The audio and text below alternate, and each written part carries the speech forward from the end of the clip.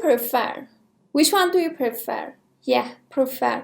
امروز میخوایم در مورد prefer ترجیح دادن صحبت بکنیم. با هم همراه باشید باهاش جمله بسازیم. prefer یعنی ترجیح دادن. prefer بگیم که من ترجیح میدم. I prefer من ترجیح میدم. I prefer بگیم که من رنگ زرد رو ترجیح میدم. I prefer yellow من رنگ زرد رو ترجیح میدم. I prefer yellow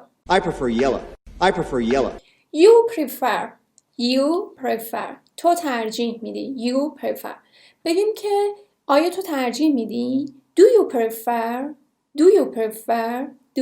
قبلش do میاره. Do you prefer آیا تو ترجیح میدی؟ Do you prefer بگیم که کدوم یکی رو تو ترجیح میدی.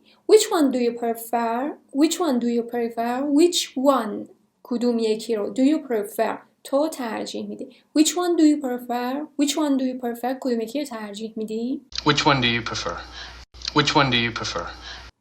do you prefer میتونیم ساده ترش بکنیم، مختصر ترش بکنیم، از توش one رو حذف میکنیم، میگیم which do you prefer پس which one do you prefer رو میکنیم which do you prefer one رو از توش برمیداریم، هیچ مشکلی هم توی ترجمهش به وجود نمیاد.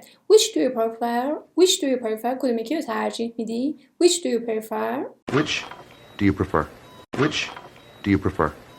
خب اینم از پست prefer. این پست رو حتما سیو بکنید چون 2 روز دیگه که خواستید در مورد prefer ترجیح دادن صحبت بکنید حتما این پست به دردتون میخوره. از ما حتما حمایت کنید، لطفا لایک کنید، برامون کامنت بنویسید، کامنتاتون به همون انرژی میده. و اینکه الان دیگه نوبت تو زیر همین پست برام بنویس که من ماشین قرمز رو ترجیح میدم.